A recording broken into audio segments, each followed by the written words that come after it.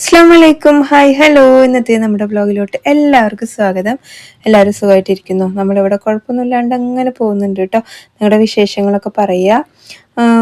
എന്താണ് ഇതാ ഞാൻ ഇന്നലെ വ്ലോഗ് ഇട്ടിട്ടുണ്ടായിരുന്നു. കഹാനിയുടെ കുറേ വിശേഷങ്ങളും കാര്യങ്ങളൊക്കെ ആയിട്ടാണ്.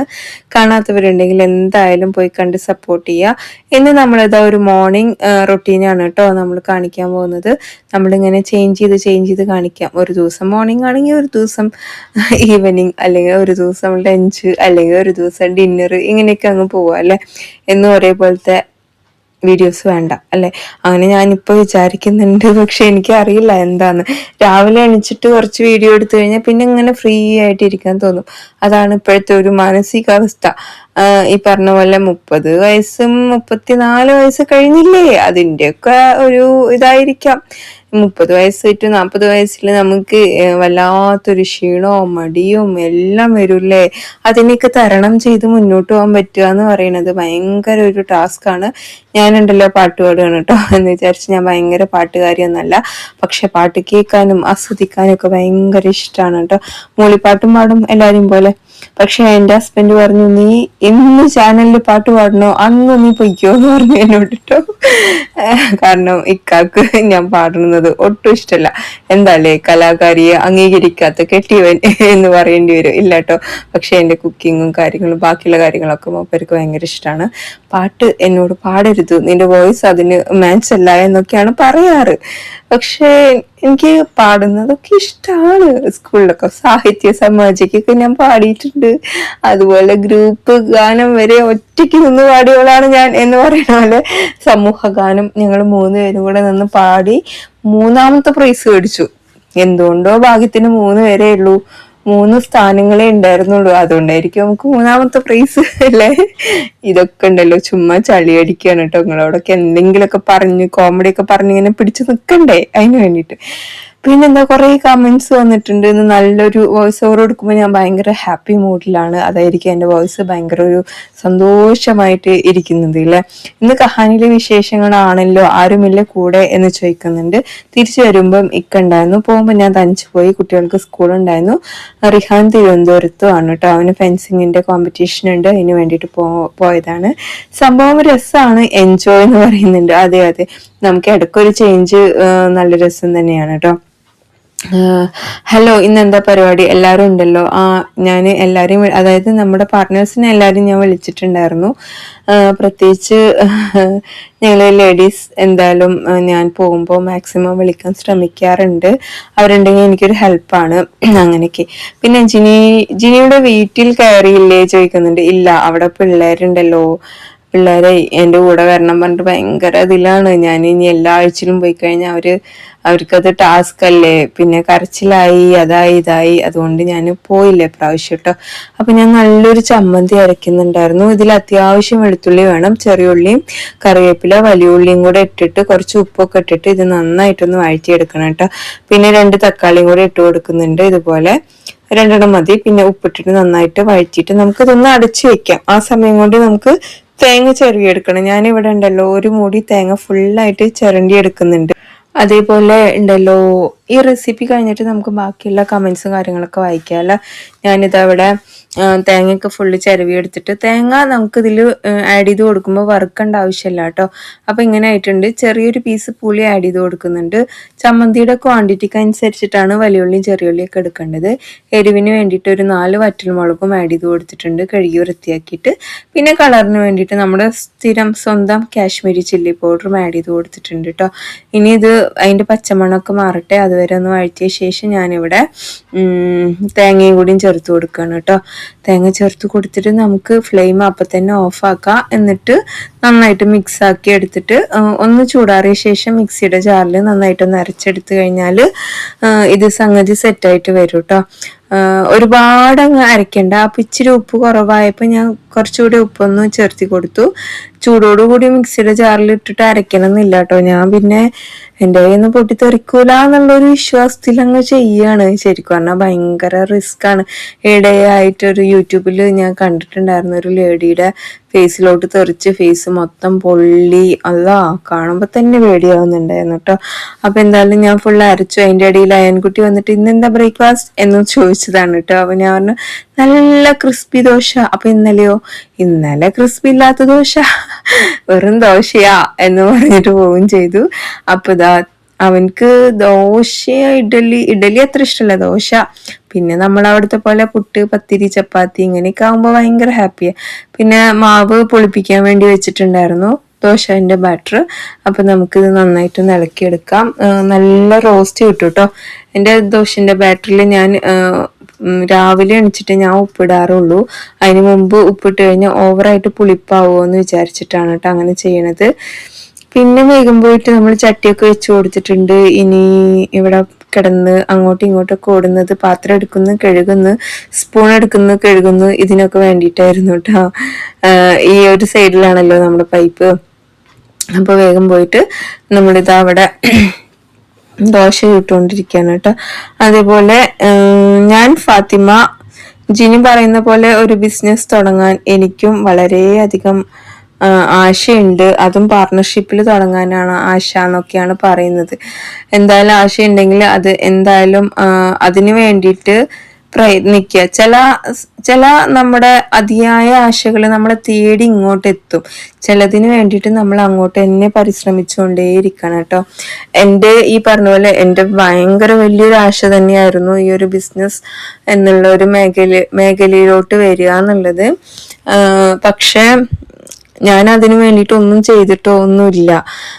ആൾക്കാര്, ലേഡീസ്, ഒരുപാട് സ്ത്രീകൾ ഈ ഒരു മേഖലയിലോട്ട് വന്നിട്ട് മുന്നോട്ട് ഹൈ ലെവലിലോട്ട് എത്തുന്ന വീഡിയോസ് ഒക്കെ കാണുമ്പോൾ നമുക്കൊരു എന്താ പറയാ, ഒരു ഭയങ്കര ഒരു സംഭവമല്ലേ. നമ്മുടെ വയറൊക്കെ ഇങ്ങനെ നെഞ്ചൊക്കെ ഇങ്ങനെ കോരിത്തരിക്കുന്ന പോലെ അങ്ങനത്തെ വീഡിയോസ് കാണുമ്പോൾ.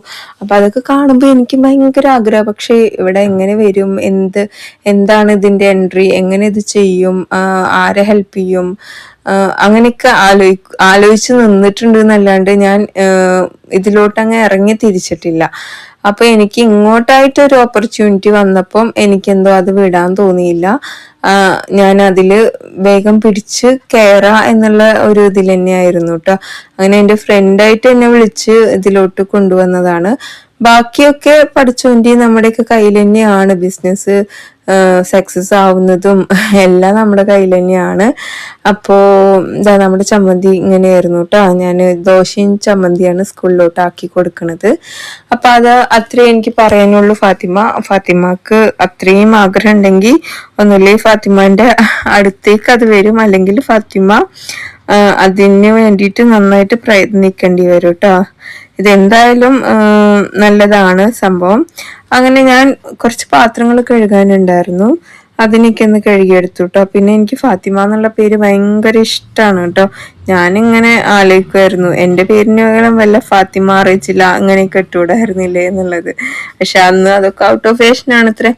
അതെന്താ കമന്റ് ബോക്സ് ഓഫ് ആവുന്ന, എല്ലാ കുട്ടികളെയും കാണിച്ച് വീഡിയോ എടുക്കാറുണ്ടല്ലോ എല്ലാവരും. അത് കറക്റ്റ് ആണ്. പക്ഷെ എൻ്റെ ചാനലില് ഞാൻ കുട്ടികളുടെ ചാനലാണോ എന്ന ഓപ്ഷൻ ചോദിച്ചതിൽ അല്ലാന്ന് കൊടുത്തിട്ടുണ്ട്. അതുകൊണ്ട് നമുക്ക് ചില സമയത്ത് കമന്റ് ബോക്സ് ഓഫായി പോകും കേട്ടോ. പക്ഷെ ഇതിൽ എന്തോ ഓഫായിട്ടില്ല, അതുകൊണ്ട് രക്ഷപ്പെട്ടു. പിന്നെ എന്താ, വലൈക്കും അസ്സലാം. ഞങ്ങൾക്ക് നല്ല ഇഷ്ടമാണ് പിസ്സ. ന്യൂ ചാനലിന്റെ ലിങ്ക് ഇവിടെ കണ്ടില്ലേ? അപ്പൊ എന്തായാലും നമുക്കൊരു ഫിഷ് ബിരിയാണിയുടെ റെസിപ്പിയും കൂടി കണ്ടാലോ. നല്ല നെയ്മീൻ കിട്ടിയാൽ അപ്പം ഉണ്ടാക്കാൻ തോന്നും കേട്ടോ ഫിഷ് ബിരിയാണി. എൻ്റെ സൗണ്ടൊക്കെ പോയി കിടക്കുകയാണ്. ഇത്രയും ദിവസം വ്ളോഗ് ഇല്ലാത്തതിന്റെ റീസൺ ഒക്കെ അതായിരുന്നു കേട്ടോ.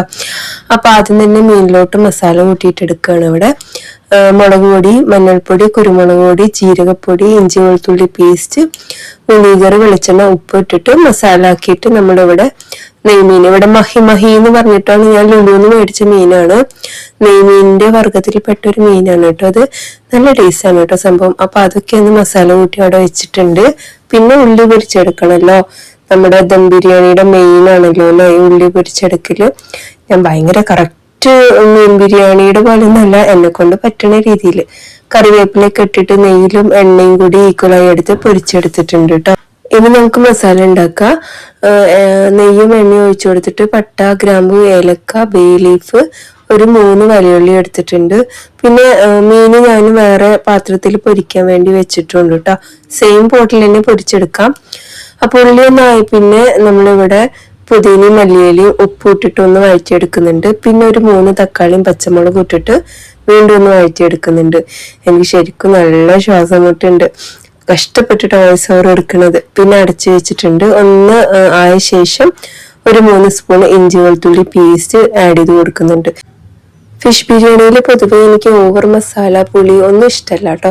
പിന്നെ മഞ്ഞൾപ്പൊടി, കുറച്ച് മുളക് പൊടി, പിന്നെ കുരുമുളക് പൊടി, ഗരം മസാലയാണ് എടുത്തിട്ടുള്ളത്. ഒരു കഷ്ണം മീൻ ഞാൻ എപ്പോഴും ഇതുപോലെ ഒന്ന് കുത്തി ഉടച്ച് ആ മസാലയിലൊന്ന് ആഡ് ചെയ്ത് കൊടുക്കാറുണ്ട് കേട്ടോ.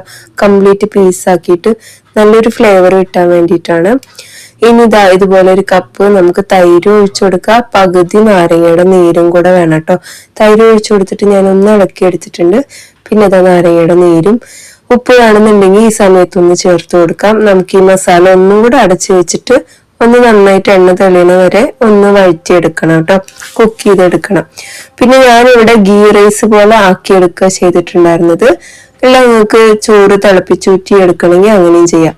അപ്പൊ പകുതി റൈസ് എടുത്തിട്ട് ഞാൻ ഇതുപോലെ ആക്കി എടുത്തിട്ടുണ്ട്.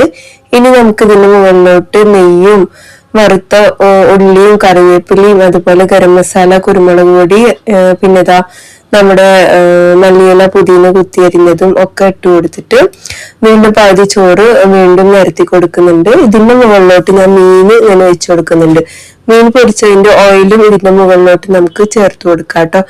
പിന്നെ കുറച്ചുകൂടെ നെയ്യ്, ഉള്ളി പൊരിച്ചത്, അതുപോലെ എല്ലാ സ്പൈസസും ഇട്ട് കൊടുക്കുക, പൊടിച്ചത് കേട്ടോ, ഗരം മസാല, പിന്നെ കുരുമുളക് പൊടി, അതുപോലെ നമ്മുടെ പുതിന മല്ലിയില കൊത്തിരിഞ്ഞത്, നെയ്യൊക്കെ ആഡ് ചെയ്തിട്ട് ഒരു 10 മിനിറ്റ് ഇതൊന്ന് ദം ചെയ്യാൻ വേണ്ടി വെക്കുക. 10 മിനിറ്റ് കഴിഞ്ഞ ശേഷം ഞാൻ മീൻ ഇതുപോലെ എടുത്ത് മാറ്റിയിട്ടാണ് ഇത് നന്നായിട്ട് മിക്സ് ആക്കി എടുക്കുന്നത്. തൈര്, പപ്പടം, അച്ചാറ്, മീൻ പൊരിച്ച മീനൊക്കെ കൂട്ടി കഴിക്കാൻ നല്ല ടേസ്റ്റ് ഉള്ള ഒരു ഫിഷ് ബിരിയാണി തന്നെയാണ് കേട്ടോ. അപ്പൊ എന്തായാലും നിങ്ങൾ ഇതുപോലെ ഒന്ന് ട്രൈ ചെയ്യുക. ട്രൈ ചെയ്യാത്ത ആരെങ്കിലും ഒക്കെ ഉണ്ടെങ്കിൽ ട്രൈ ചെയ്തിട്ട് ഫീഡ്ബാക്ക് അറിയിക്കുക. നിങ്ങളുടെ കമന്റ്സും എല്ലാ കാര്യങ്ങളും നമ്മുടെ പേജ് വഴി അറിയിക്കുക. നമ്മുടെ പേജ് സപ്പോർട്ട് ചെയ്തിട്ടില്ലെങ്കിൽ എന്തായാലും സപ്പോർട്ട് ചെയ്യുക. അപ്പൊ ഇതുപോലെ മസാല ആവശ്യത്തിന് മിക്സ് ചെയ്തിട്ട് വിളമ്പാം, മസാല ഇല്ലാണ്ട് വിളമ്പാം. എന്തായാലും ഷെയർ ചെയ്യാൻ മറക്കല്ലേ. ബൈ. കുട്ടികളെയും കൂട്ടിയിട്ട് പോയ വീഡിയോസിലാണ് ഈ പിസ്സ ഫേവറേറ്റ് ഉള്ള കുറെ പേര് പറയുന്നത്. പക്ഷെ എനിക്ക് ഭയങ്കര ഫേവറേറ്റ് ഒന്നും അല്ല കേട്ടോ എനിക്ക് പിസ്സ. പിന്നെ 2 ആൺകുട്ടികളല്ലേ, പെൺകുട്ടികൾ ഉണ്ടാകാൻ പൂതിയുണ്ടോ? അനിയത്തി മക്കൾ സ്വന്തം മക്കളെ പോലെ തന്നെയാണ്, എന്നാലും സ്വന്തമായിട്ട് ഒരുക്കാനും ഡ്രസ്സ് വാങ്ങാനും അങ്ങനെയൊക്കെ പൂതിയുണ്ടോ? എനിക്ക് മൂത്തത് മോനാണ്. 2ാമത്തെ പ്രഗ്നന്റ് ആയപ്പോൾ ഭയങ്കര പൂതിയായിരുന്നു പെൺകുട്ടിക്ക്. മാഷാല്ലാ, അതുപോലെ തന്നെ സംഭവിച്ചു. എനിക്കും ആഗ്രഹം ഉണ്ടായിരുന്നു 2ാമത്തെ. എല്ലാവരും വിചാരിച്ചിരുന്നതും 2ാമത്തെ പെൺകുട്ടി തന്നെ ആയിരിക്കുന്നതാണ്.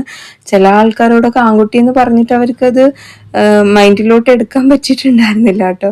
പക്ഷെ എനിക്ക് അങ്ങനെ ഇല്ലാത്തതിന് വിഷമം ഒന്നുമില്ല. ആൺകുട്ടികളെ കിട്ടിയതിൽ എനിക്ക് ഭയങ്കര ഹാപ്പിയാണ്. പെൺകുട്ടികളാണെങ്കിലും ഹാപ്പിയാണ്. ആരോഗ്യമുള്ള കുട്ടികൾ മതി എന്ന് തന്നെയുള്ളൂ. ഇപ്പം കൂടുതലായിട്ട് അങ്ങനെ തന്നെയല്ലേ എല്ലാവരും ആഗ്രഹിക്കുക. അതുകൊണ്ട് പെൺകുട്ടികൾ ഉണ്ടെങ്കിലും ഇല്ലെങ്കിലും ഞാൻ ഹാപ്പി തന്നെയാണ് കേട്ടോ. പിന്നെ അടിപൊളി ഡ്രസ്സുകൾ ഇന്ന് കുട്ടികൾ കൊണ്ട് പുറത്തു പോയോ? എൻജോയ്. അതെ, അത് ദീപാവലിയുടെ ടൈമിൽ പോയതാണ് കേട്ടോ. അവർ വന്ന സമയത്താണ് ഞാൻ ഈ ഫിഷ് ബിരിയാണി ഉണ്ടാക്കിയിട്ടുണ്ടായിരുന്നത്. എനിക്ക് ഈ പറഞ്ഞ പോലെ അന്നൊന്നും വീഡിയോ എടുത്തില്ല. പിന്നെ ബിരിയാണി ഉണ്ടാക്കിയപ്പോൾ ഞാനങ്ങ് എടുത്തു കേട്ടോ. ഒന്നുമില്ലെങ്കിൽ അത് നമുക്ക് വ്ളോഗിൽ കാണിക്കാമല്ലോ എന്ന് വിചാരിച്ചിട്ട്, അല്ലെങ്കിൽ ഷോർട്ട് വീഡിയോ ആയിട്ടെങ്കിലും ഇടാമല്ലോ എന്ന് വിചാരിച്ചിട്ടാണ് എടുത്തിട്ടുണ്ടായിരുന്നത്. പിന്നെ നമ്മുടെ ഷോപ്പിന്റെ വീഡിയോ കണ്ടിട്ട് ഒരുപാട് പേര് ഇത് മണ്ണാർക്കാട് എവിടെയാണെന്ന് ചോദിക്കുന്നുണ്ടായിരുന്നു. കല്ലടി കോളേജിന്റെ ഓപ്പോസിറ്റ്, MES കോളേജ് എന്നാ പറയാ, കല്ലടി കോളേജ് എന്നാ പറയാ. എനിക്കാണെങ്കിൽ കല്ലടി കോളേജ് എന്നാണ് കേട്ടോ വരാറുള്ളത്. അതിന്റെ ഓപ്പോസിറ്റ് ആണ് നമ്മുടെ ഷോപ്പ് ഉള്ളത്. ഡോണർ ക്ലബിന്റെ തൊട്ട് മുകളിലായിട്ടാണ് കേട്ടോ. അങ്ങനെ നമ്മൾ ചായയൊക്കെ ഉണ്ടാക്കണം, അവിടേക്ക് ഒന്ന് ക്ലീൻ ആക്കി എടുക്കുന്നുണ്ട്. ഒരുപാട് പേര് സൂപ്പർ ഗുഡ് ക്ലാപ്പ് ഒക്കെ തന്നിട്ടുണ്ട്, ലൈക്ക് ഒക്കെ തന്നിട്ടുണ്ട്. പിന്നെ വീഡിയോ കാണുമ്പോൾ എന്തായാലും ലൈക്ക് അടിച്ച് സപ്പോർട്ട് ചെയ്യാതിരിക്കരുത് കേട്ടോ. ലൈക്ക് വേണം, പിന്നെ നിങ്ങളുടെ കമന്റ് എന്തായാലും വേണം, നമ്മുടെ കമന്റ് ബോക്സിൽ പറയണം. പിന്നെ ചീരയുടെ ഒരു ഇതില്ലേ, ഞാൻ ഇന്നലെ ഷോർട്ട് വീഡിയോ ഇട്ടപ്പം അതിൽ ചീരന്റെ കാണിച്ചിരുന്നില്ലേ, അത് ഭയങ്കര ഔഷധ ഗുണമുള്ള ചീരയാണെന്നൊക്കെ പറയുന്നുണ്ട്. അതെ, അവര് അപ്പൊ തന്നെ എന്നോട് പറഞ്ഞിട്ടുണ്ടായിരുന്നു. പക്ഷെ എനിക്കത് കണ്ടപ്പോ ചൊറിയോ അങ്ങനെയൊക്കെയുള്ള ഒരു പേടി ഉണ്ടാവൂലേ, അതുണ്ടായത്. അതുകൊണ്ട് ഞാനത് എടുക്കാണ്ടിരുന്നത് കേട്ടോ. അങ്ങനെ നമ്മുടെ ഇന്നത്തെ വ്ലോഗ് ഇതാ ഇത്രയേ ഉള്ളൂ. ഇഷ്ടമായി കഴിഞ്ഞാൽ ലൈക്ക് ചെയ്യാനും ഷെയർ ചെയ്യാനും ഒന്നും മറക്കരുത്. ചായക്കായി ഞങ്ങൾ ചായ കുടിക്കാൻ വേണ്ടിയിട്ട് പോവാണ്. പിന്നെ അതേപോലെ നമ്മുടെ വീഡിയോസ് സപ്പോർട്ട് ചെയ്യുക, ഫീഡ്ബാക്ക് അറിയിക്കുക. ഇൻസ്റ്റയും FBയും യൂട്യൂബും എല്ലാം സപ്പോർട്ട് ചെയ്യുക കേട്ടോ. ഇങ്ങനെയാവുമ്പോൾ നിങ്ങൾക്ക് കാണാനും അത്ര വലിയ ലെങ്ത് ഉണ്ടാവില്ലല്ലോ എന്ന് വിചാരിച്ച് 15 മിനിറ്റിൽ അങ്ങ് നിർത്തുകയാണ്. അപ്പൊ എല്ലാവർക്കും ബൈ.